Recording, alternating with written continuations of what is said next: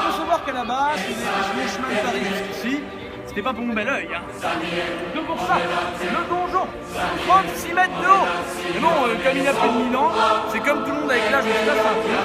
Il a perdu 8 mètres depuis pour en faire plus que 28. Enfin, toujours est-il, c'est une des premières forteresses de pierre du royaume de France qui tient encore debout. Elle a été construite en 993 par monseigneur et maître Fulconera III, surnommé également le Faucon Noir.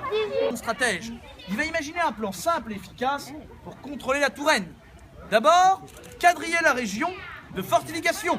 Ensuite, installer des milices et lever des impôts. Ça fonctionne tellement bien qu'on continue à faire ça aujourd'hui, les adultes.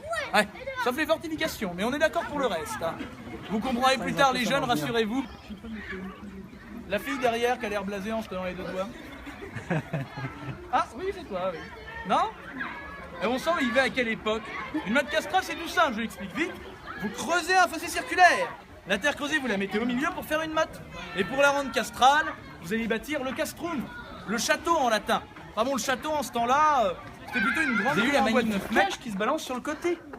C'est ce qu'on appelle une cage à corbin. Alors rassurez-vous, c'est pas réservé pour vous, hein. Quoique, si les profs sont intéressés, on a Henri II Plantagenet. C'était un roi anglais qui a récupéré une partie de la France. Alors pour ça, il était très courageux, parce qu'il s'est pas battu. Il a fait mieux que ça. Aliénor d'Aquitaine, tellement riche qu'elle était plus riche que le roi, et qu'elle lui a offert la France sur un plateau. Et c'est Henri II qui a fait la forteresse telle qu'on la connaît aujourd'hui. Mais fallait le voir en l'an 1000, ce donjon. C'était un des plus beaux de la région, de la France même. Parce qu'il avait 4 étages. Et croyez-moi, en l'an 1000, 4 étages à construire, et ben c'est pareil. 1,3 kg. Fais attention, mais ça va casser. Fais attention.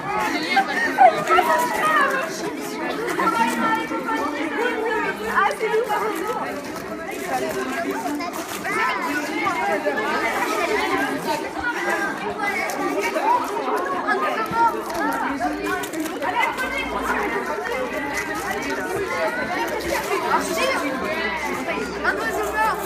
Je vous ai pas dit de vous battre, eh!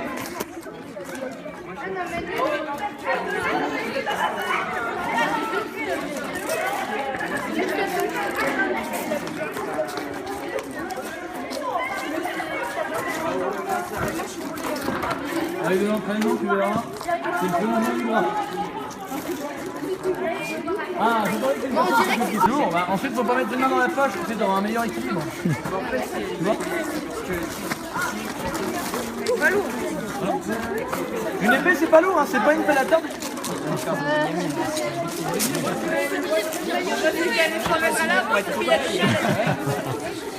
C'est devant les petites lignes en dessous. Encore. Hein? Oui, Toujours. non, reculez. C'est l'inverse d'un manteau. Allez. Alors, un indice, déjà, ça se tient à une main. Voilà. Bon, attaquez-moi. Alors, pas de coup d'espace pour monter le truc, forcément. Un coup de taille. Voilà, ce qui se passe en fait, c'est que la lame courbe glisse le long de la lame plate. Et là, justement, elle va se greffer dans mes quillons. C'est les crochets que j'ai là, qui vont permettre de désarmer l'adversaire sans peiner. Mieux encore, attaquez-moi. C'est nickel, vous pouvez même mettre plus de peps. Voilà, ce qui se passe, c'est qu'en tendant le bras, voilà, monsieur s'est fait emporter par son élan, la lame a glissé. Et moi, je vise direct les faiblesses de l'armure, qui étaient à l'époque les yeux, les aisselles et l'entrejambe. Comme je vous aime bien, vous ne finirez pas chapon, rassurez-vous. Alors par contre, une épée, c'est pas tranchant partout. Bah ouais, parce qu'on va faire un truc simple. Attaquez-moi, cette fois-ci, vous allez taper dans les plaques de métal. Alors non, pas un estoc, parce que ça peut être dangereux si ça glisse. Un coup de taille sur le côté. Ça va être plus fort, quand même. C'est une mimique ou une mosaïque? Voilà, vous avez compris. Il m'a dépoussiéré les renards, ça fait du bien. Vous avez compris, il a beau y mettre toute la bonne volonté possible, il ne traversera pas une armure. Ah oui, c'est de l'acier, on ne peut pas trancher de l'acier. On n'est pas dans les films ou dans les mangas. Hein. Généralement, l'épée, elle est tranchante sur ce qu'on appelle des cartes bras. Je vais taper avec les quillons. C'est la pointe de ma garde.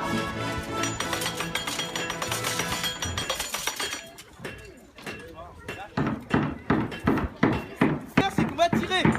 Mais avant de tirer à l'époque, on prévenait toujours tout le monde en criant un bon grand Trébouka.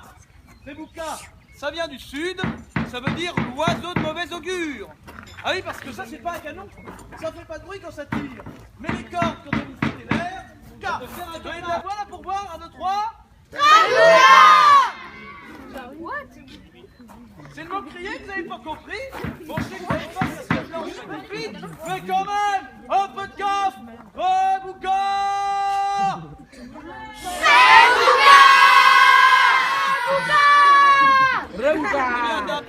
c'est pas grave.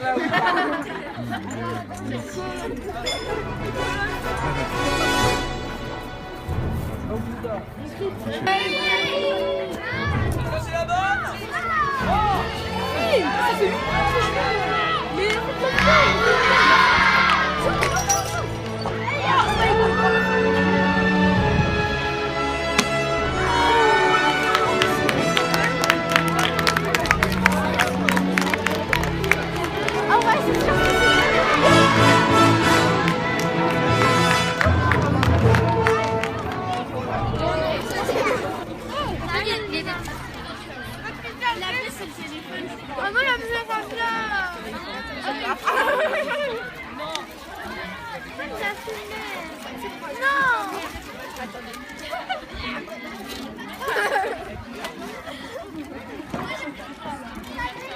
Le donjon il faisait 36 mètres mais il a perdu 8 mètres. Alors ça s'est écroulé. Donc la statue elle pèse 9 tonnes en bronze et cailloux et mesure 9 mètres. Sinon il y a tout plein de sortes de tortures dans les sous-sols. Et il fait très humide. Merci, on t'entend. Que la statue qui est en haut, ça sert de paratonnerre. Elle n'a pas été construite en même temps que le donjon. Merci. Et que Philippe Auguste, il a gagné la bataille contre le donjon et qu'il a créé une tour ronde pour pas qu'on puisse la détruire, pour qu'on puisse la détruire moins facilement. Merci. Il se lavait une fois par mois. Et dans le bâtiment qu'il y a derrière, et les toits ils sont tombés par terre et du coup on voit plus un étage en dessous parce que ça a recouvert le sol. C'est que quand il y avait des ennemis qui attaquaient, ou ils pouvaient lancer des excréments, ou alors ils pouvaient lancer des pierres, je crois. Ouais, très bien. J'ai retenu que le couillard c'était une arme de destruction au Moyen-Âge. Ça fonctionnait avec un système de contrepoids. Et ils actionnaient une manivelle. Et en fait, au début, c'était une autre arme, mais je sais plus comment elle s'appelait. Et il y avait un seul contrepoids pour que ça tirait tout droit. Et ça cassait les châteaux. Mais les châteaux, ils devaient être conservés vu que c'était une prise. Et alors, ils ont mis deux contrepoids pour que ça parte pas tout droit, en hauteur. Et c'est bon. Merci. Donc en gros c'est l'histoire de l'épée. En gros c'est en fait quand on tue elle était en forme de croix et on l'a plantée comme ça on pouvait prier et de ce qu'on a fait. Et ensuite vu que le personnage il était roux et gaucher. Et gaucher. Du coup ils ont décidé de virer de la chrétienté et il est devenu païen. Du coup son épée elle était un peu courbe. Ouais, vient d'où son épée? Quelle zone?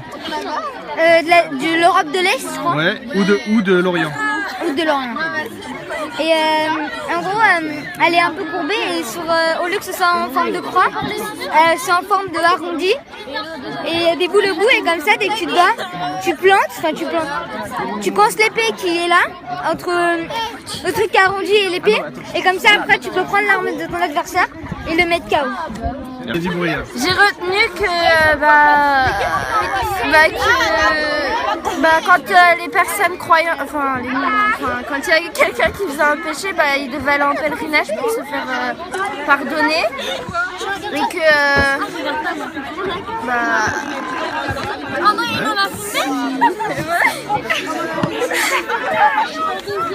qu'il y a les sous-sols, et c'est là où il y a les trucs où on est la salle de torture. Après ça commence, salle de torture. Impressionnant, dis-moi. Ça faisait peur. Pourquoi ça faisait peur? Parce qu'il y avait des os par terre et il y avait de l'eau qui coulait du haut et il faisait noir. Merci. Vas-y.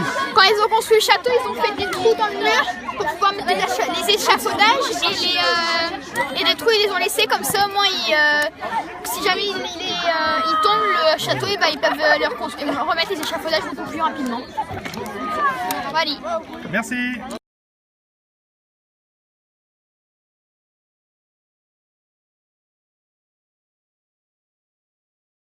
Pour notre écrivain, c'est ce qui va lui servir d'effaceur. Si vous faites une faute, si vous faites une tâche, on va laisser l'encre sécher un petit moment et dès que l'encre aura séché, avec le couteau, on va venir gratter l'encre. Vous allez pouvoir corriger directement à l'endroit où vous avez gratté. Pour notre copiste, donc restez concentrés sans faire d'oubli, sans écrire 2 fois un mot par exemple. On les envoie chez le correcteur qui va tout relier. Monsieur le correcteur, il a lui aussi un couteau. Si la faute est toute petite, éventuellement il gratte et il corrige. Si on a mis par exemple 2 fois le même mot sur une ligne d'écriture, il y a une solution qui ne gêne absolument pas au Moyen-Âge, même dans des livres de luxe. Ça va être tout simplement à la plume et avec de l'encre, de barrer la faute. Attention à bien appuyer complètement tout le bec carré de notre plume sur la feuille. Si la plume porte en biais, on va avoir seulement un trait fin, voire pas de trait du tout. Bien écrire avec tout le bout carré de notre plume posé sur la feuille. La plume va former un angle à 45 degrés par rapport à la ligne d'écriture. Alors là, pour l'instant, la notion est un peu abstraite. Je vais passer de proche en proche pour vous le montrer. En attendant, vous trouvez très important, c'est lui qui va faire changer les épaisseurs des traits. Si ma plume est bien tenue à 45 degrés, je monte en diagonale, et la tête, le corps, les pieds, la plume ne tourne pas en ne pas faire. Taille des lettres également. Au début de la première ligne, juste avant le A, il y a 4 petits carrés. Ça n'est pas une lettre, c'est juste une échelle. On tient la plume. Allez, Zou, on tient la plume. Qu'est-ce que tu fais toi? Hop. Désolé. Alors, fallait me dire, j'ai fait le L. Le L, il va être un carreau dessus, à 45 degrés. Donc, grosso modo, si ma plume est bien tenue, je monte en diagonale, j'ai juste un trait fin. Vertical, un trait plus épais, pointu en haut, pointu en bas. Alors, diagonale dans le... Tu viens de rajouter du charbon dans le foyer. Je vous préviens tout de suite, ça va fumer un petit peu. Alors, si la fumée vous indispose de trop, ça va peut-être durer 2-3 minutes pendant lesquelles je vais actionner le foyer. Ça, c'est bienvenu dans le monde de la forge, ça c'est notre part quotidien, ça. Ah mince. Ça vous dérange pas, vous? Oh, j'ai l'habitude. Non, ça me dérange pas. Et regardez les flammes qui commencent à sortir. Allez, revenez maintenant. Monsieur, mais il est bizarre la flamme. Voilà, on est marouf, on veut toujours voir la forge. Monsieur, mais la flamme, elle est bizarre, regardez. Ah bah c'est des flammes de travail.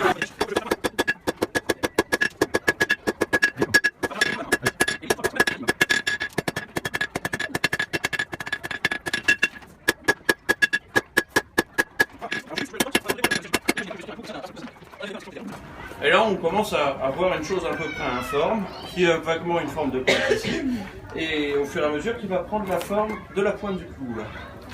Alors, on va recommencer à chauffer. Alexis, alors c'est à toi. Il faut chauffer le fer pendant que j'explique. Voilà, relève. Tu manques le souffle. Alors, effectivement, Alexis.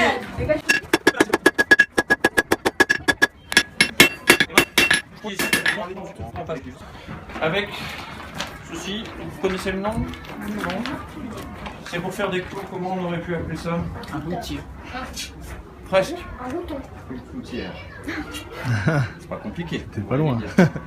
Alors, la pointe s'enfonce dans la cloutière, il faut encore que j'enfonce de 4 à 5 cm. Donc, faut pas que je perde de temps, mais normalement en une seule chauffe, si possible, il faut que j'arrive à enfoncer ceci jusqu'au bout, ce qui va ensuite me permettre de former la tête du clou. Là, c'est froid. Non, c'est encore très très chaud. Comme tu peux le voir, on voit la fumée. Ah oui, il faut faire très...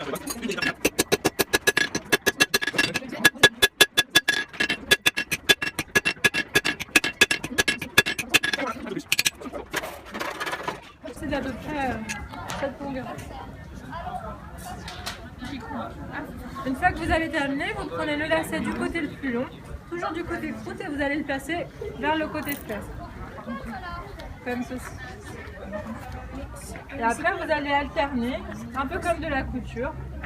Côté fleur. Alors là, il y a et après, vous faites ça.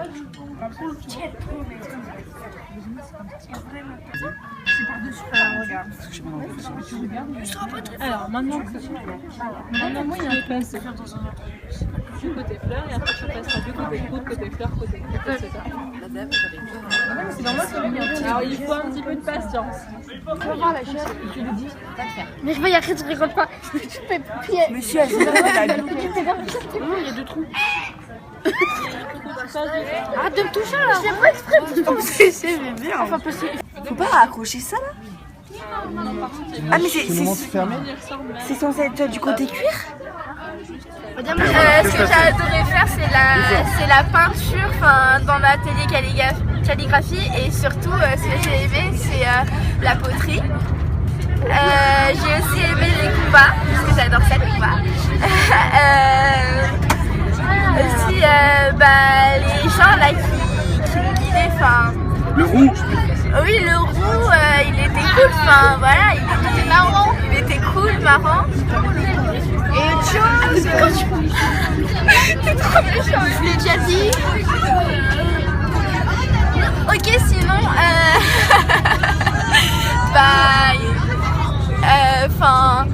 j'ai aussi aimé la visite parce que c'était intéressant. Par contre, dans les souterrains, il faisait vachement froid. Ça m'a fait peur. Moi et des amis et moi, on a commencé à crier partout parce qu'il y avait des squelettes. Voilà.